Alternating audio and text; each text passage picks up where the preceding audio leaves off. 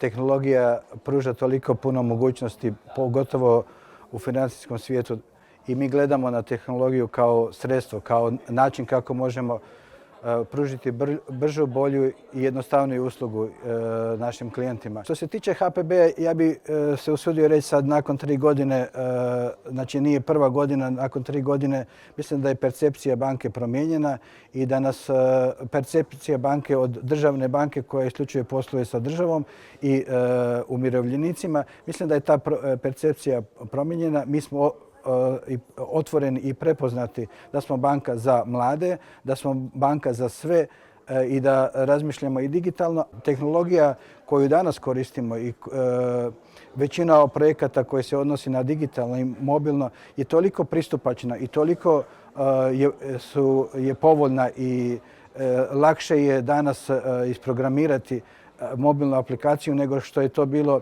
isprogramirati neki računovodstveni sustav prije 20 godina. Jednostavnije, brže i puno jeftinije. Tako da što se tiče ulaganja u tehnologiju, mi imamo budžet za investicije i on je proporcionalan u odnosu na prihode banke. I ne želimo tu pretjerivati, ali nije uvijek sve u novcima. I tehnologiju ne gledamo uvijek isključivo kao ulaganje koje će se odmah nama vratiti u istom trenutku. Važno je da sudjelujemo u stvaranju nečeg novoga na financijskom tržištu. Važno je da naši djelatnici su motivirani i vide tehnologiju kao nešto što dolazi u budućnosti, da nemaju straha od toga.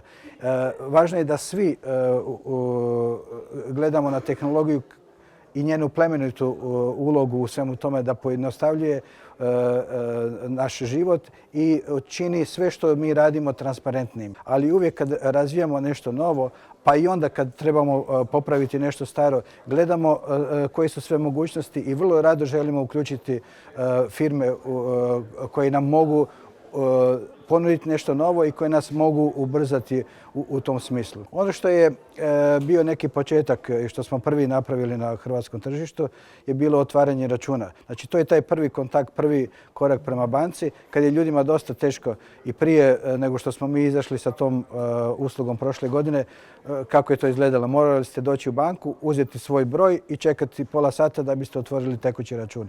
Danas to možete napraviti za oko 10 minuta ili manje. I ne morate uopće dolaziti u poslovnicu. Možete to učiniti putem mobitela. Danas smo prezentirali jednu novu uslugu koju isto vjerujemo da će našim klijentima dosta olakšati život, a to je podizanje gotovine na bankomatu putem mobitela.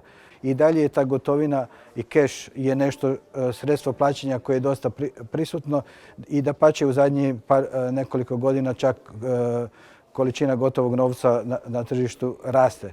Zbog toga smatramo da podizanje gotovine putem mobitela i bankomata je nešto što će našim klijentima, postojećim i novima, olakšati poslovanje sa bankom.